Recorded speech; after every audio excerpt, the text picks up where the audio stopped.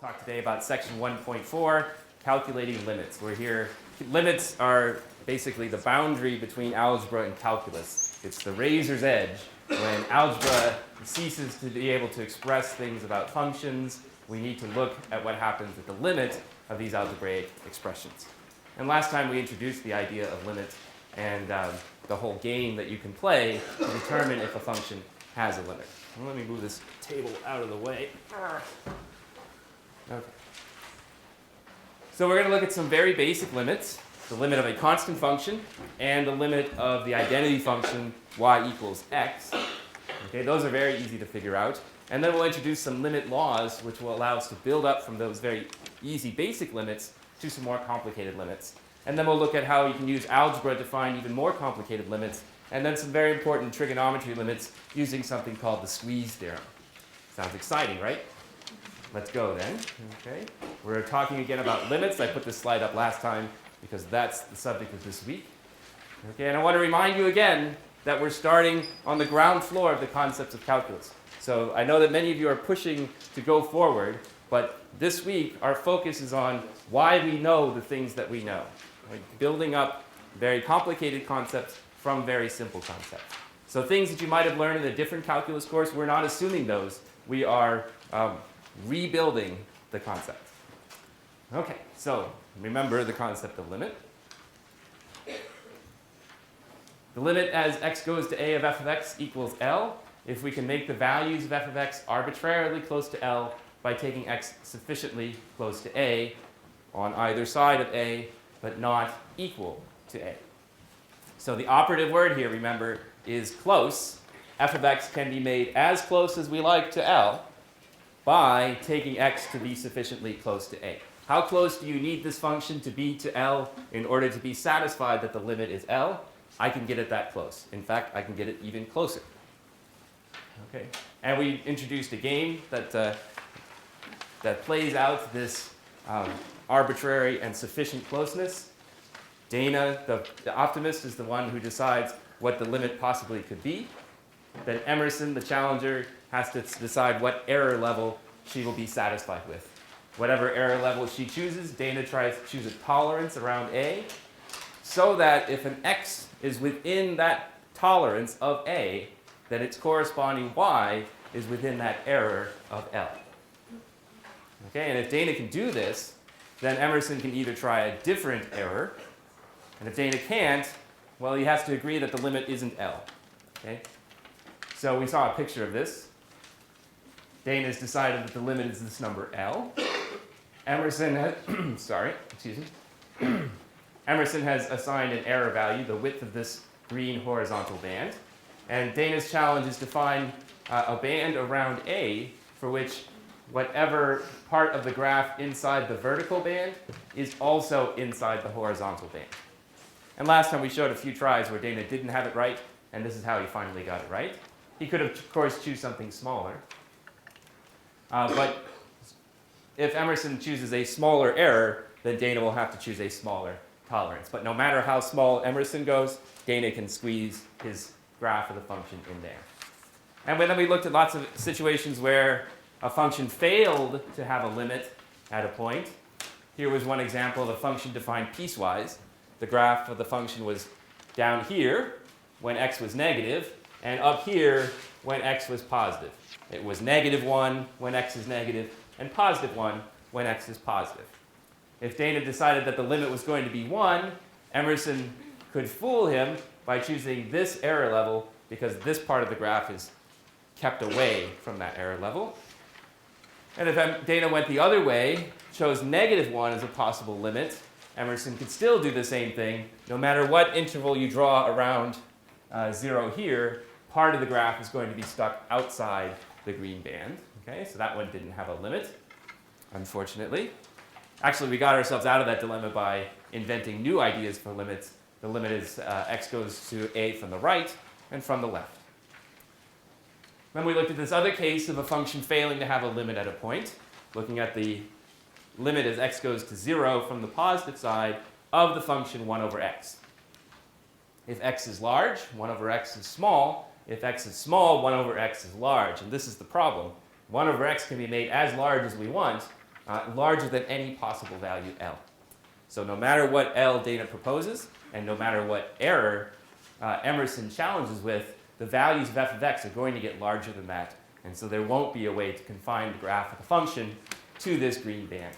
So sorry for that.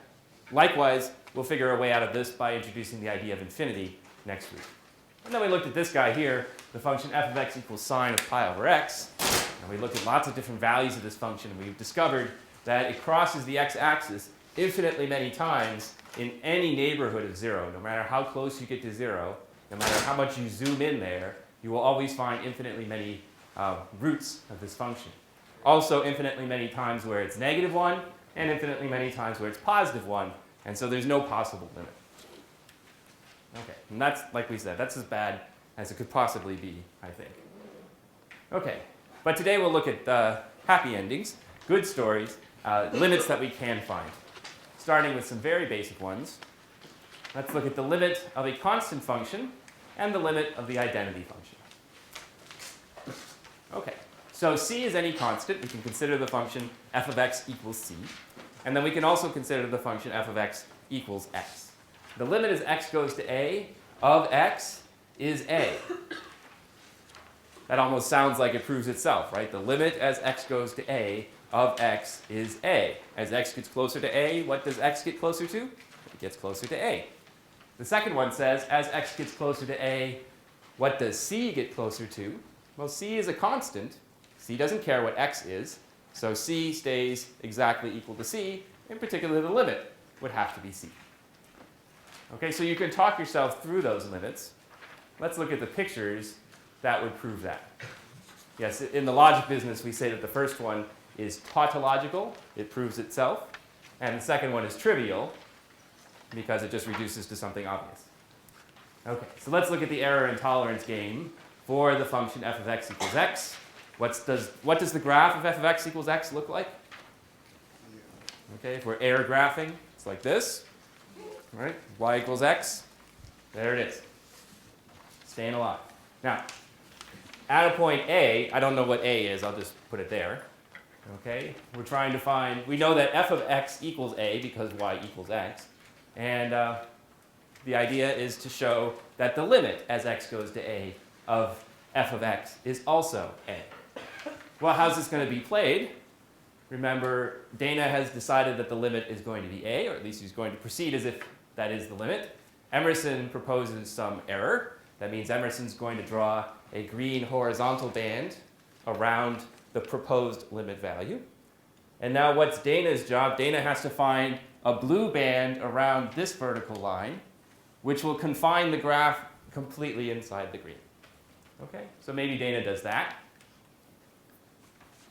Judges, has he succeeded? Is this a good tolerance corresponding to the error that Emerson has given? Yeah, I see lots of nods. Good. Because the part of the graph which is inside the vertical band, that's this part right here, is also inside the green band. Okay? So he would win that round. If Emerson were to shrink the error that she was choosing, well, Dana would just have to shrink it the same amount. Because you see, the error here is equal to the tolerance. Not a big surprise, because the function takes x to x. So whatever error value you need to fit, just let x have the same tolerance value.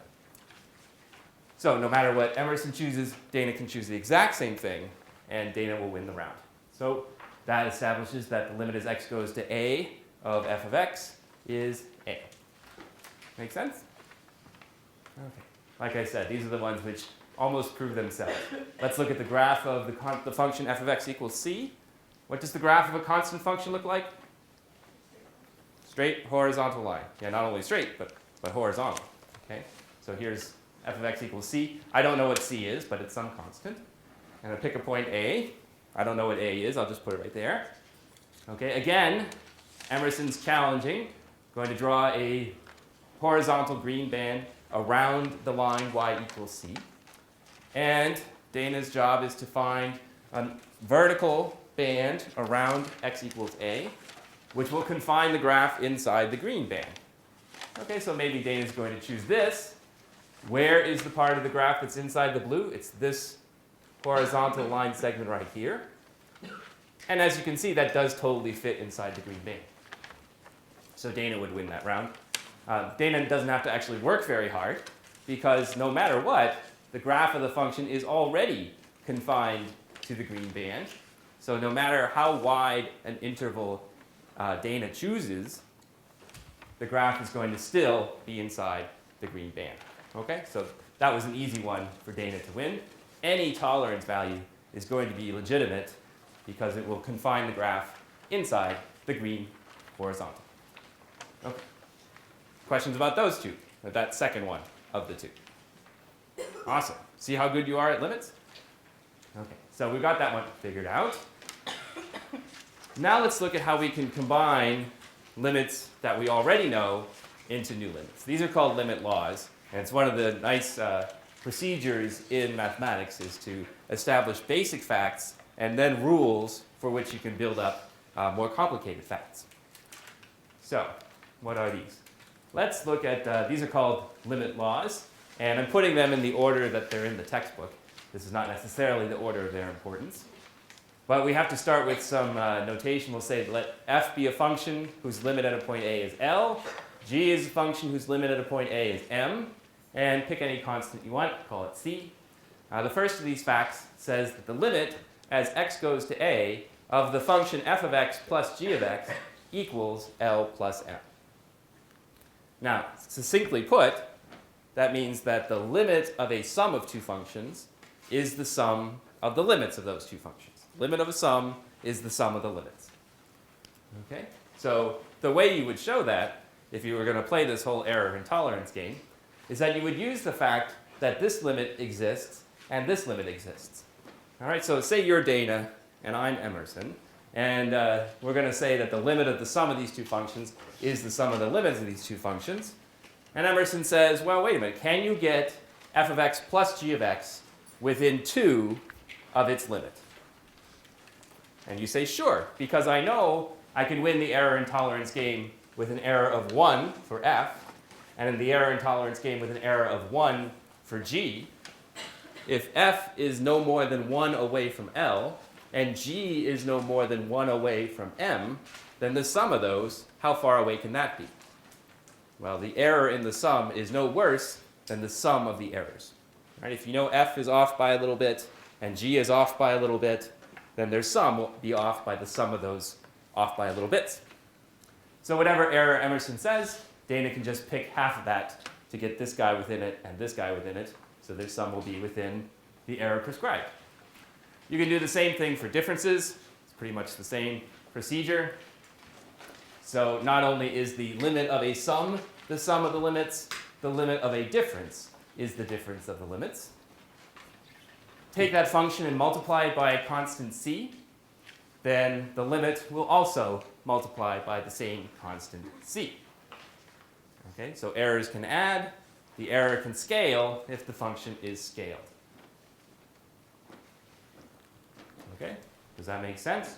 Sure, because the difference between a constant times f of x and a constant times L, well, you can factor out that constant and write it as a constant times f of x minus L. So if you know that f of x is some number e, not the number e, but some number e for error, away from its limit, then the multiple of that function is the same multiple away from its limit. If f of x is within 1 of L, then 100 times f of x is within 100 times 1 of 100 times L. Okay, and so you can use the fact that the error in a scaled function will scale the same way to win the error and tolerance game for the scaled function. Okay, and what else can we say? The limit of a product is the product of the limits. Okay, so this is all about how limits behave with respect to the basic laws of arithmetic. If I have two functions and add them, the limit of a sum is the sum of the limits. The limit of a difference is the difference of the limits. The limit of a multiple is that multiple of the limit. The limit of a product is the product of the limits. So far, so good? Okay. So if this only works if these two functions actually do have limits and we know what they are. If these limits don't exist, these limit laws don't have anything to say. Okay. And you can talk it through the error and tolerance game for this one, but I think I will spare you. That was one that even confused the Newton and Leibniz crowd. Okay. Now how about different quotients? The limit of a quotient is the quotient of the limits? Yes, asterisk, as long as you don't use this law to tell a lie, right? As long as you don't try to divide by 0. The limit of a quotient is the quotient of the limits, provided the limit of the denominator is not 0. Right? We know we can't divide by 0, so if the quotient has a denominator which goes to 0, no luck using this limit law number 5 here. Now, that doesn't mean that if the denominator goes to 0, the limit of the quotient cannot exist. The limit law doesn't say that. It only says if the denominator does not go to 0, then the limit of the function does exist. The limit of the quotient does exist. Okay? There's a difference between saying that if p, then q, and if not p, then not q. So this says if the denominator does not go to 0, then the limit of the quotient does exist. It does not say that if the limit of the denominator is 0, then the quotient does not have a limit. As a matter of fact, most of calculus can be expressed in terms of a limit of a quotient where the denominator goes to 0 and the numerator also goes to 0. Okay? So we'll talk lots more about those kinds of limits later on, and even later today. Okay. What else can you say? Well, some of these limit laws are built up from previous laws. The limit of an nth power of a function is the nth power of that limit of the function. That's like taking that product law and writing down a bunch of different factors. Say you want to find the limit of the cube of f of x. Well, what's the cube of f of x? It's f of x times f of x times f of x. And if the limit of a product is the product of the limits, the limit of f of x times f of x times f of x would be the limit of f of x times the limit of f of x times the limit of f of x, which is the same thing as the limit of f of x whole thing cubed. Okay, so limit of a power is power of the limits. That follows just from using the product rules some more. Apply that to the function f of x equals x. We already knew this, that as x goes to a, x goes to a. So if you take the powers, x to the n will go to a to the n. And it works for nth roots as well. The limit as x goes to a of the nth root of x is the nth root of a. Okay? So that one follows from repeated powers. And if you apply this principle to some general function, not just x, but f of x, then the limit as x goes to a of the nth root of a function f of x is the nth root of the limit as x goes to a of f of x. Okay. Now, again, we cannot use this kind of limit law to tell a lie. In particular, if this limit is negative and this number n is even, then we can't deduce anything because we cannot take the nth root of a negative number. Right? If n were 2 or 4 and this limit were negative, then no luck. But as long as this is positive when that's even, everything's fine. Okay. So all of these limit laws basically are saying how you can evaluate limits and how you can sort of push around the limits inside or outside of the various operations of arithmetic. Limit of a quotient is the quotient of the limits. Limit of a power is the power of that limit. Limit of a root is the root of the limit, and so on all the way down. So we can apply these limit laws to more complicated functions which are built up out of algebraic functions of smaller functions. So for instance, let's look at the limit as x goes to 3 of x squared plus 2x plus 4. Okay.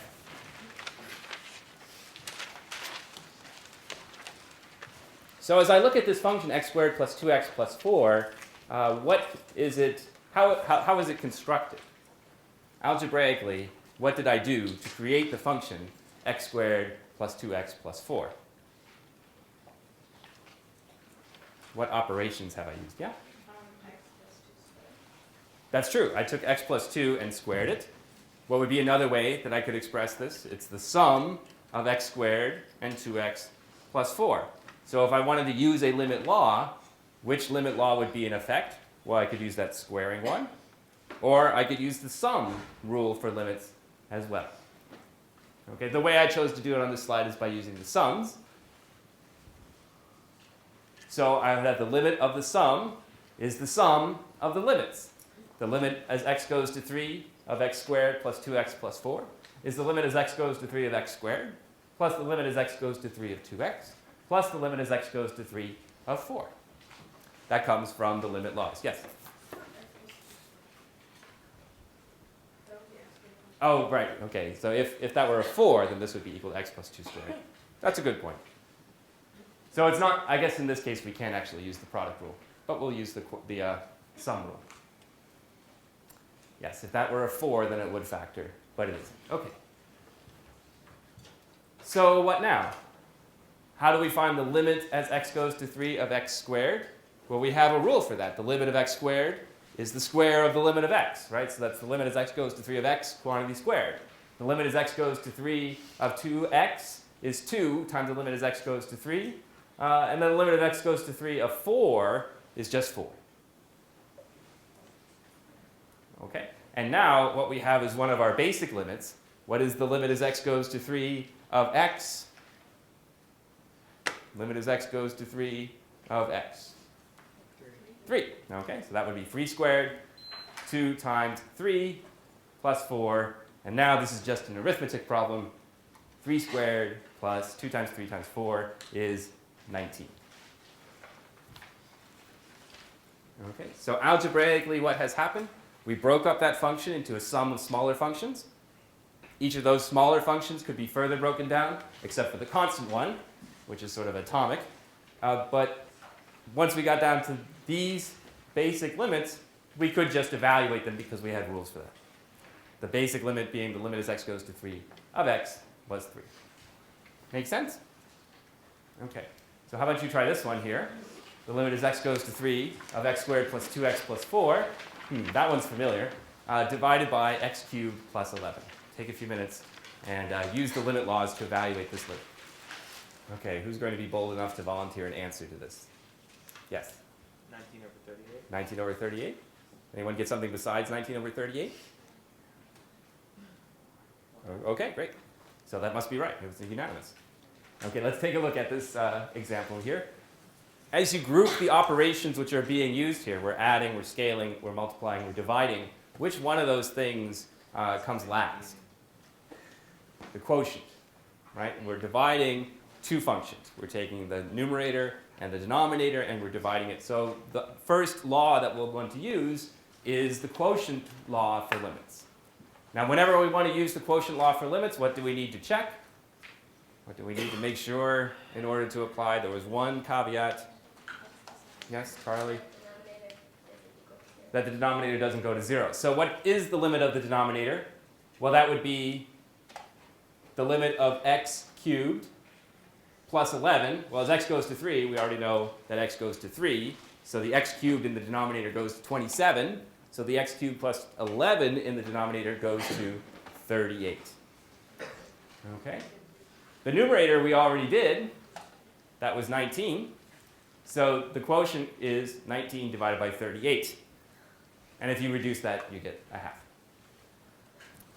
Okay? So what was the hard part there? It was only that we had to check that the limit of the denominator was not 0.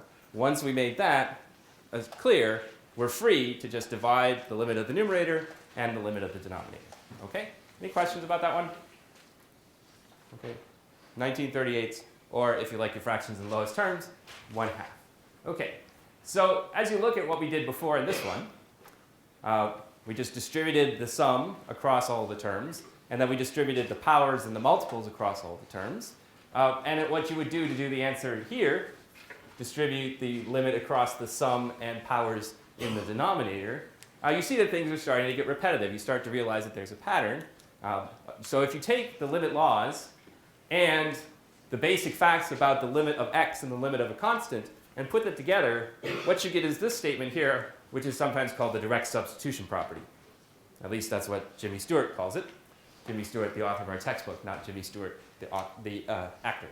If f is a polynomial or a rational function, and a is in the domain of f, then the limit as x goes to a of f of x is f of a.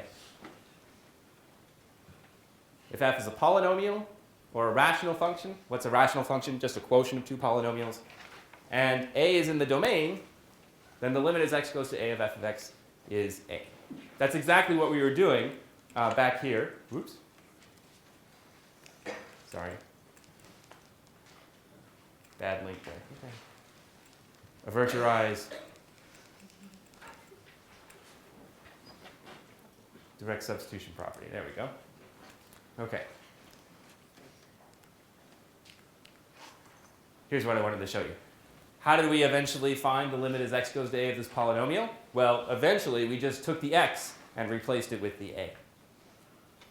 Right? And we did that for the polynomial. For the rational function, we did it for the denominator, which was in fact a polynomial, and that's how we were able to find the limit there. So it's basically because polynomials are built up out of the operations of addition, multiplication, and division that the limit laws and the basic limits give us the direct substitution property, which is great. That means, from now on, we can just plug in x for a, or maybe we plug in a for x. Right? We evaluate the function at the point, and that will tell us what the limit is. Okay? This isn't true for all functions, but it is true for so-called nice functions, like polynomials or rational functions. Of course, rational functions have a problem when the denominator is 0. As long as that's not the situation, you can just plug it in. Okay. So what does that tell us? Well, how about when we have functions which are not polynomials? How can we handle limits of functions when it's not just a simple polynomial or a simple fraction? Here's a nice little fact. If you have two functions which agree except at the point a, so f of x and g of x are two functions and they're always the same except for one point, and the one function has a limit at that point that you're ruling out, then the second function has the same limit at the point that you're ruling out. You have two functions which are identical except at one point, and one of them has a limit at the point, then the other one has the same limit at that point. How is that useful? Well, let's take a look at this function to see if it has a limit at this point. We're looking at the limit as x goes to negative 1 of x squared plus 2x plus 1 divided by x plus 1. Okay. Now, what's happening last? It's a quotient. We would like to use the quotient law for limits. But before we do that, we would have to check that the denominator did not go to 0. Does the denominator go to 0? Don't. Okay, what are we going to do now? We cannot just use the quotient rule for limits. We cannot just plug in the limit of the numerator and the limit of the denominator. What's the limit of the numerator, by the way? Direct substitution would apply to the numerator as well. So the numerator goes to 0. We're in that 0 over 0 situation. We do not have a limit law which will tell us what the limit is here. So instead, what can we do? Well, we have to resort to a little bit of algebra. How does x squared plus 2x plus 1 factor? It factors as x plus 1 quantity squared. So this quotient here is equal to x plus 1. Always? Well, no. Not when x equals negative 1 because the left-hand side is not defined. But as long as x is not equal to negative 1, this function here and this function here are the same function. And that's perfect because this was the one point that I can not care about when I'm evaluating the limit. Right? This is the one point that is not going to be seen by the limit, the point at which the limit is taken. So what that means is that the limit of this quotient is the limit of this polynomial, and polynomials have nice limits. I can just plug them in. Right? You can't just plug in the point A. So the limit as x goes to negative 1 of the quotient is the limit as x goes to negative 1 of x squared, x plus 1, which is 0. Okay. So what just happened there? We had a rational function where the denominator went to 0. We were able to factor the numerator so that the denominator part that went to 0 canceled away. Once that cancellation happens, the rest of it doesn't have any denominator, so we can evaluate its limit directly.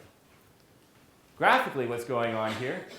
The function x squared plus 2x plus 1 divided by x plus 1 has a graph which is identical to the graph of x plus 1, except at the one point where it's not defined.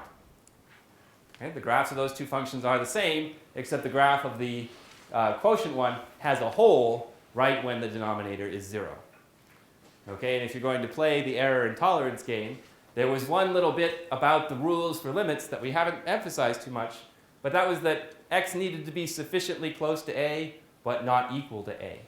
So as long as x is close enough to -1 and not equal to -1, I would need for the graph of the function to be entirely within the green horizontal band, and that's what I have. Okay? Because the limit doesn't care what actually happens at the point, only what happens around the point, I can still show that the limit is what it would be if I were to cancel it out. As a matter of fact, if I had changed the function and given it a new value at -1, maybe I would say f of -1 is 6. Okay? I still, even though 6 would be outside that green horizontal band, it wouldn't count for the limit, which is great. It means that I can simplify my complicated expressions and use the limits of those simpler expressions to find the limit. All right, so in case of rational functions, this is a nice technique. How about a piecewise function? Let's look at the limit as x goes to 0 of the function which is x squared when x is greater than or equal to 0, and negative x when x is less than 0. Okay, so this isn't a simple rational function. It's a piecewise function, so we'll have to look at the limit piecewise as well. Okay, so what are we going to do? Well, if x were not 0, then I wouldn't have anything to worry about. For instance, if x were positive, then everywhere around that positive value, the function would look like x squared, and we know what the limit of x squared is. Similarly, if x were negative, we know what the function would look like near that point. So we would know what the limit of the function was near that point. The only real question is what happens on the boundary between one piece of the definition and the other piece of the definition. So let's go ahead and look at each side. Take the limit as x goes to 0 from the positive side of the function. Okay, MTP is my little notation for the missing the point theorem. It says that if you want to look at the limit of f of x, when x is greater than 0, f of x is x squared. So I can substitute in x squared for f of x. The limit as x goes to 0 from the right-hand side. Well, now this is just a polynomial. So the limit as x goes to 0 of x squared is 0 squared, and that's 0. Okay? So the first equality there is just because the function on the right-hand side of 0 looks like x squared. And the second one is because I know what the limit of x squared is just by algebra. Okay? If you're graphing the function, what does it mean that if x is greater than or equal to 0, the function is x squared? Well, you get the right-hand part of the standard parabola, right? So there it is. There's your parabola graph of the function when x is greater than or equal to 0. On the left-hand side of 0, the function looks like negative x. What's the graph of negative x? Right, like this. Left-handed John Travolta. Okay. And the limit as x goes to 0 from the negative side of f of x would be the limit as x goes to 0 from the negative side of negative x. And that is just a polynomial. So we can plug in x equals 0 and get negative 0, which is 0. And the graph of the function is going to do this. Okay, so if you look at the graph, you can see that from the left you go to 0, from the right you go to 0, and so there's no disagreement here because the limit from the left and the limit from the right agree, then the limit of the function is 0. Okay. So with standard polynomials and rational functions, not a complicated task to find the limit. With piecewise defined functions, and the limit that you're looking at is at the boundary between pieces, well, then you just have to look to the left and to the right. Make sense? Okay. So how else can we complicate the question of limits? Let's take a look at this one. The limit as x goes to 4 of the square root of x minus 2 divided by x minus 4. Okay, so before we dive in, it's a quotient. Can I just take the quotient of the limits of the numerator and denominator? No, why not? Because the denominator goes to 0 when x goes to 4. So unfortunately, we can't just plug it in.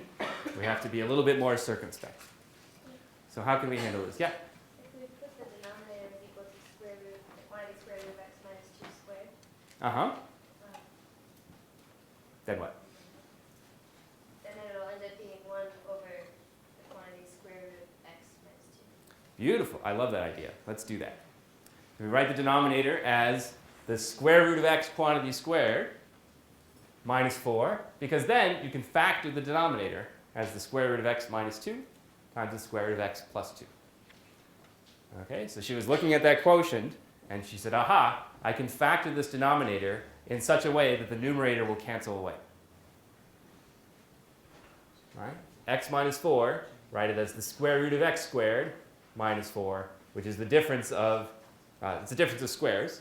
So you can factor it as the difference times the sum. Okay? So the limit as x goes to 4 of square root of x minus 2 over x minus 4. Is the limit as x goes to 4, the square root of x minus 2 divided by the quantity x minus square root of x minus 2 times square root of x plus 2. Okay? This guy here is going to cancel with this guy here. And I'm looking at the limit as x goes to 4 of 1 over the square root of x plus 2. And now I am in a standard limit law situation. It's a limit of the quotient of two functions, and the limit of the denominator is not 0, it's 4, so I can just straight up divide.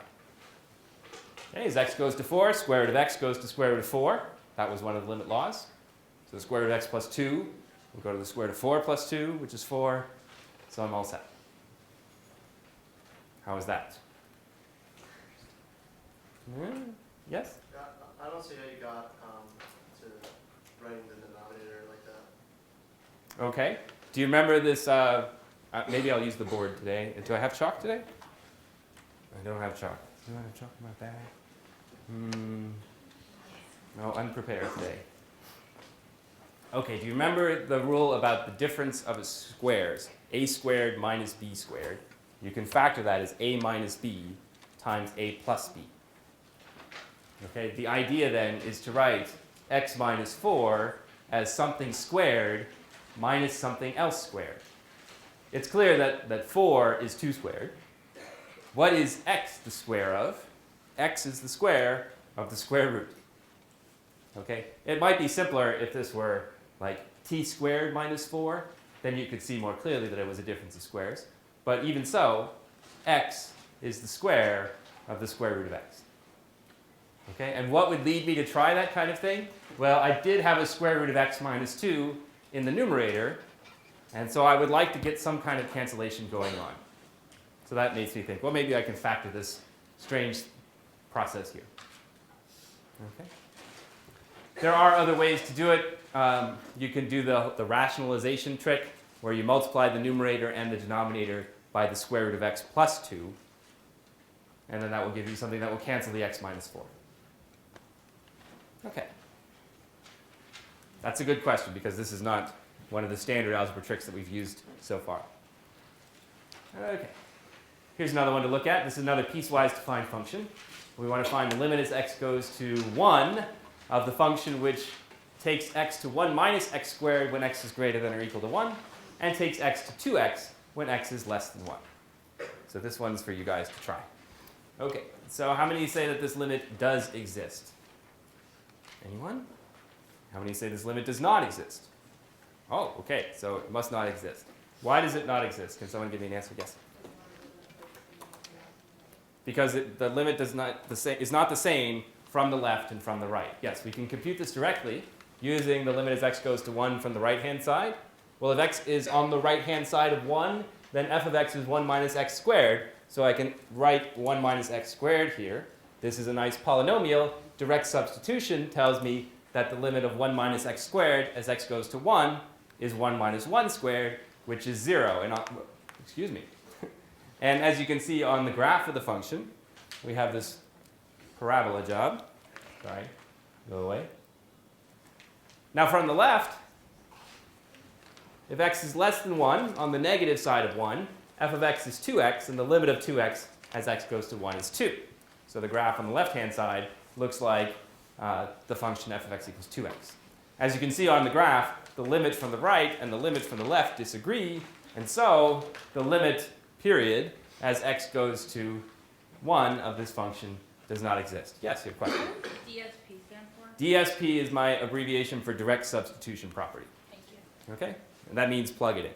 This is my notation. It's not like standard stuff, and it's not something that you're expected to replicate, but it's there to explain what this equality stems from.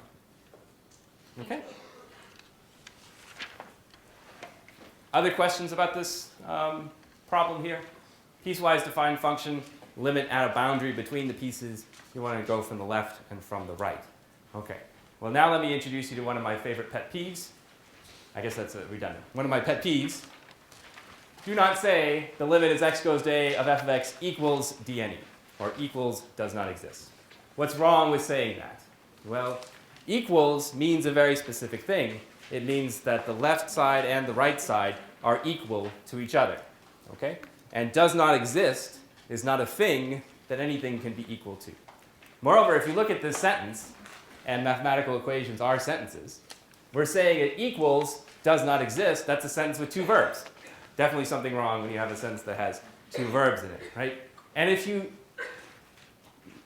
believe that dne is some kind of thing that a limit can be equal to, or if you use rules like that, then you might be tempted to say something like, if the limit as x goes to if the limit as x goes to a of f of x does not exist, and the limit as x goes to a of g of x does not exist, then the limit of their sum also cannot exist.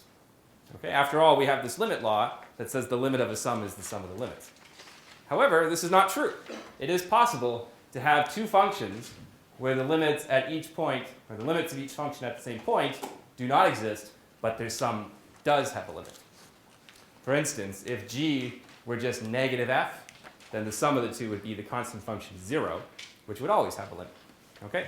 So don't say equals does not exist, and don't make up rules for limits which don't exist, because a lot of them are not as true as you might want them to be.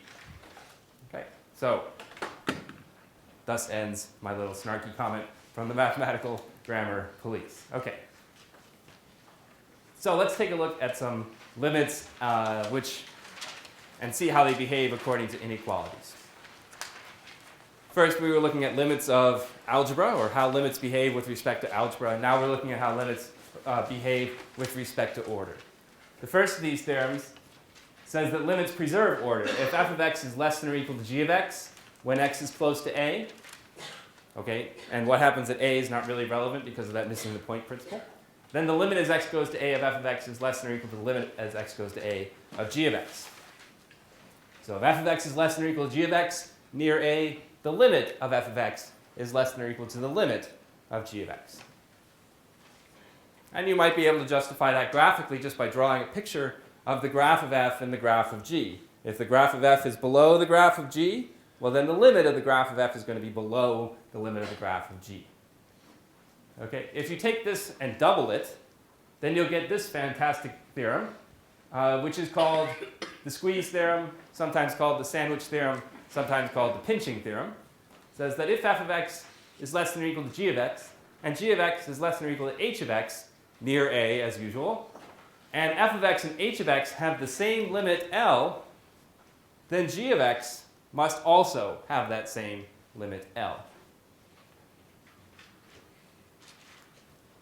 Okay? If f of x is less than or equal to g of x is less than or equal to h of x, and the limits on the outside, f of x and h of x, are the same, then the thing in the middle has to go to the same limit. Okay? Fantastic theorem. One sign of the importance of theorems is that they have lots of names because they arise in different cultures. So in our book we call it the Squeeze Theorem, but it might also be called the Sandwich Theorem in some textbooks. Other places they might call it the Pinching Theorem. My favorite name for this theorem came from an Eastern European grad student that I was talking to, and he said where he came from, this theorem was known as the Policeman Theorem. Interesting statement on the culture in that country that this theorem had a scary name like the Policeman Theorem. Now why? Well, I'll show you a picture of this theorem in action and we'll see why it would be called any of these things.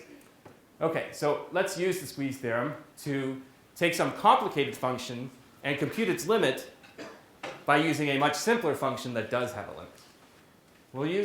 We'll look at the limit as x goes to 0 of sine of pi over x. Okay.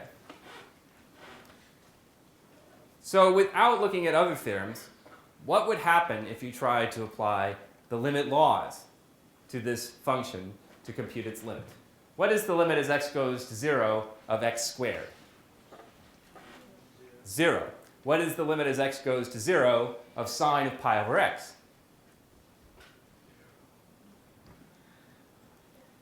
Remember what happened on Monday with that function? Yeah, that function doesn't have a limit. Okay? Can you multiply 0 and does not exist? No, you can't. There's no limit law which tells you how to find a limit of a product when the second factor doesn't have a limit. Right? All of those limit laws are predicated on the both factors having a limit. So we can't just say 0 times does not exist equals, well, what would it be? Would it be 0? Would it be does not exist? Who knows? So instead, we have to be more circumspect. We have to think about carefully what's going on with this particular function. And what we can do is take the inequality that sine of pi over x is in between -1 and +1 and play around with it by multiplying it by x squared. Okay? One thing we know about sine. Sine is complicated, transcendental function, but what's very nice about it is that its values are always in between -1 and +1. So if we square or multiply this inequality by x squared, what we have is that -1 times x squared is less than or equal to sine of pi over x times x squared, and that's less than 1 times x squared.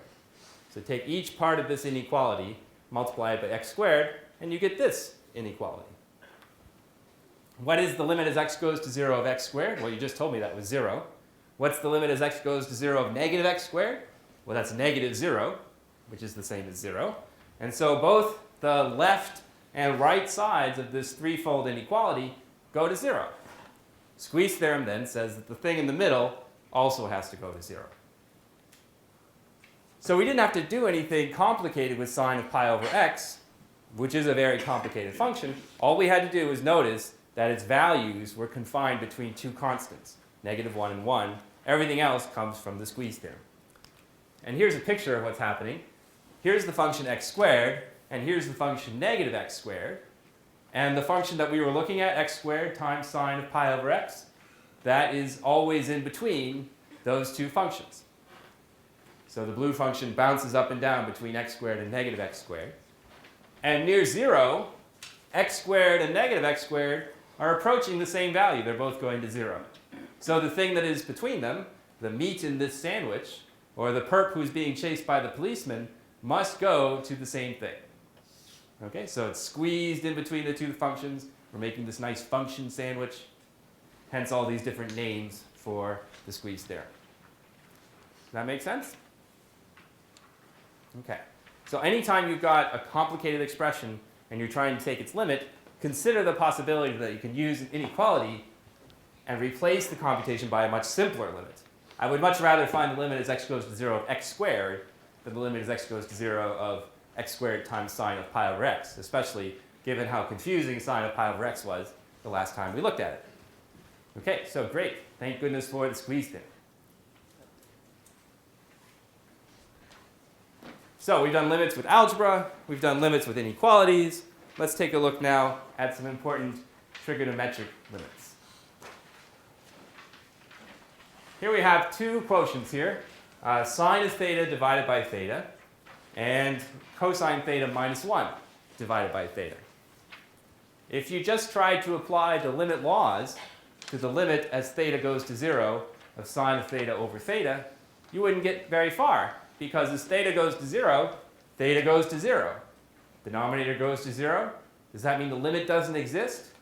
No, it just means we cannot use the quotient rule for limits. How about the numerator? The numerator also goes to 0. This is where the magic happens. When you have a numerator and a denominator which both go to 0, the limit could actually be anything. In this case, the wonderful theorem is that the limit is exactly 1. Okay, another situation, as theta goes to 0, cosine theta goes to 1. So cosine theta minus 1 will go to 0. Again, the numerator goes to 0, like the denominator goes to 0. And in this case, the quotient is 0. Far out, man. So how does this work? Is it true that 0 over 0 is 1? Well, in the first case, it is. In the second case, 0 over 0 turned out to be 0. And this is precisely why we don't have a limit law for when the denominator goes to 0. In some cases, it will be one thing. In other cases, it will be another. Okay, so we'll look carefully at this one.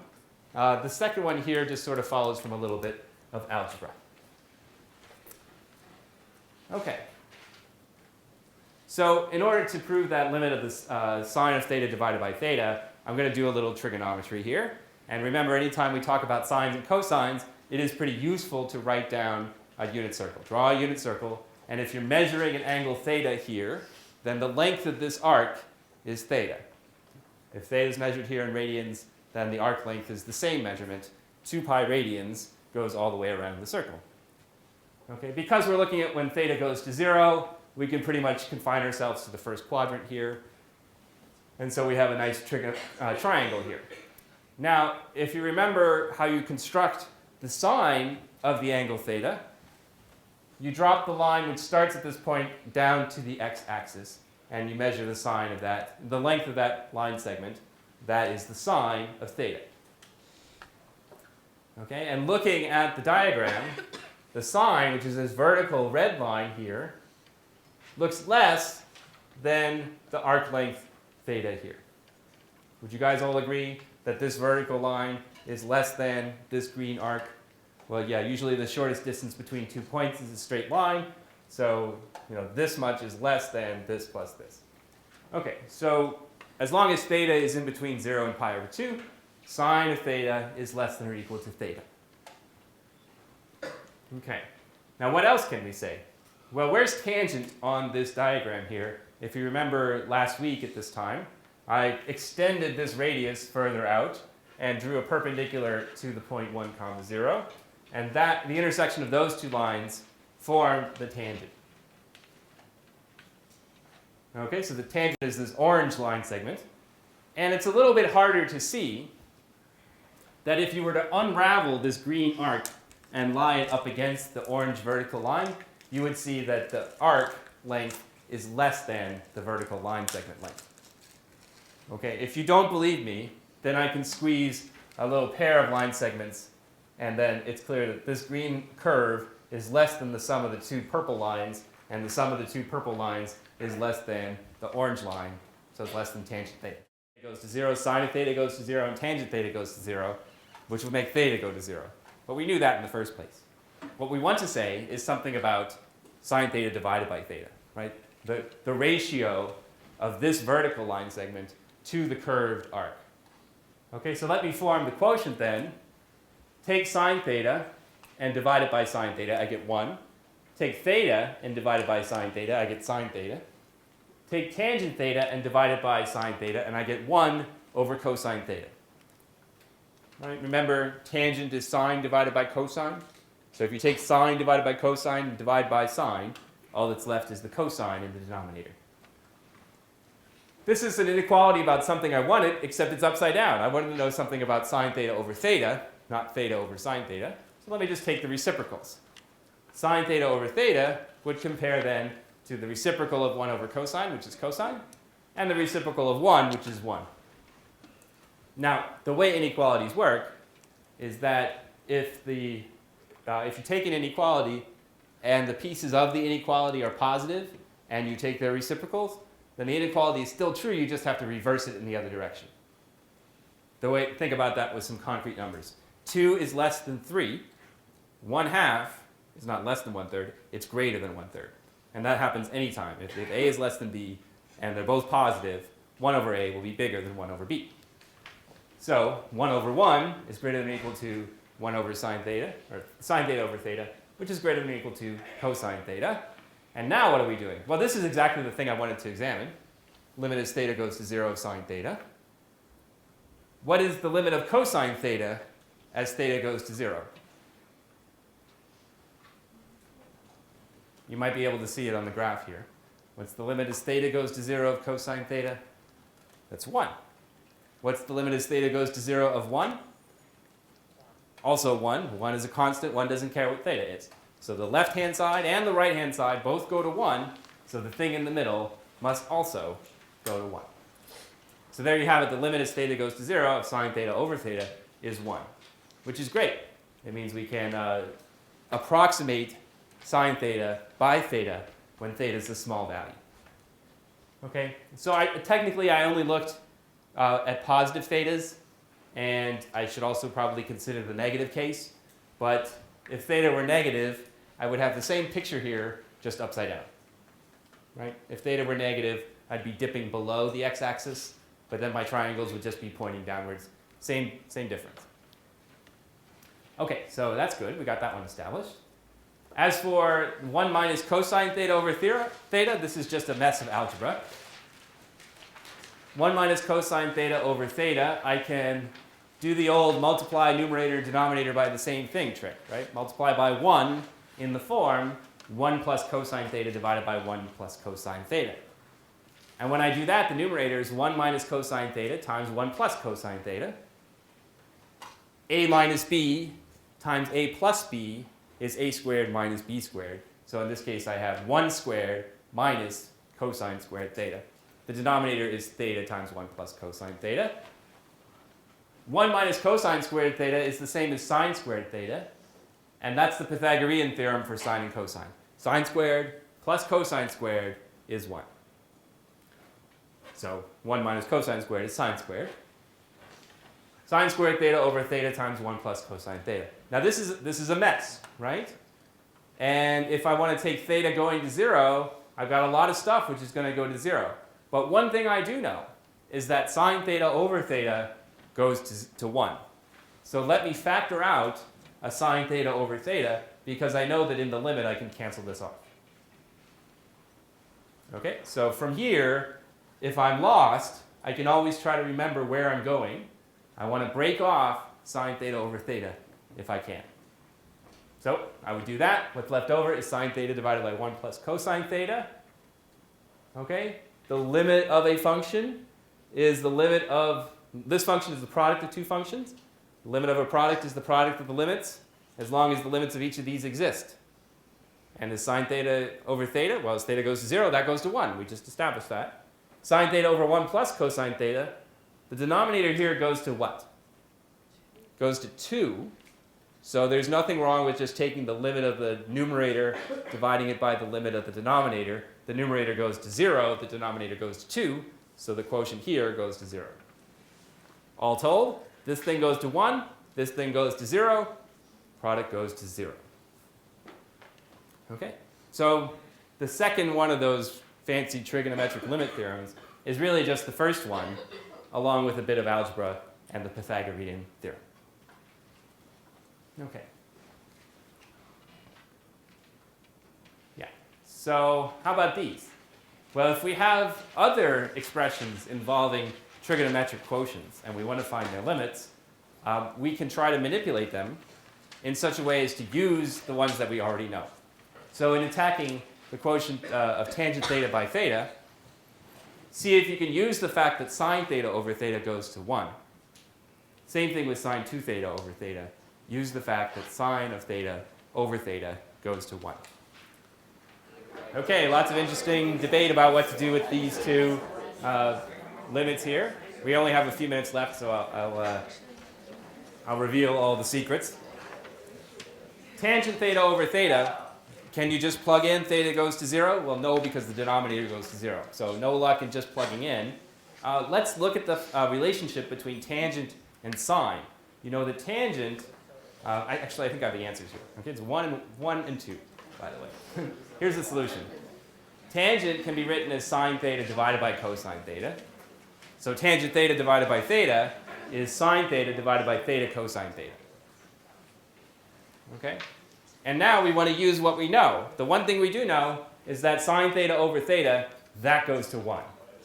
What's left over is 1 in the numerator and cosine theta in the denominator. And as theta goes to 0, cosine theta goes to 1.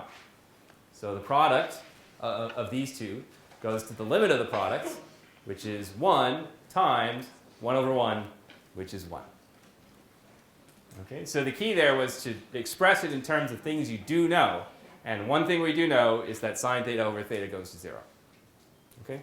We don't have to do any more circle drawings and fancy inequalities in Squeeze Theorem if we can just express these limits in terms of limits we know. Here's another one here. Sine 2 theta over theta. There are two ways to do this. Well, at least two ways. One is to hope that you had a 2 theta in the denominator instead of a theta. Because if you had a 2 theta, it would look like sine 2 theta divided by 2 theta. And sine of anything divided by that thing would go to 0 as that thing went to 0. I'm sorry, it would go to 1 as theta would go to 0. I don't have 2 theta, I have theta. How could I have 2 theta?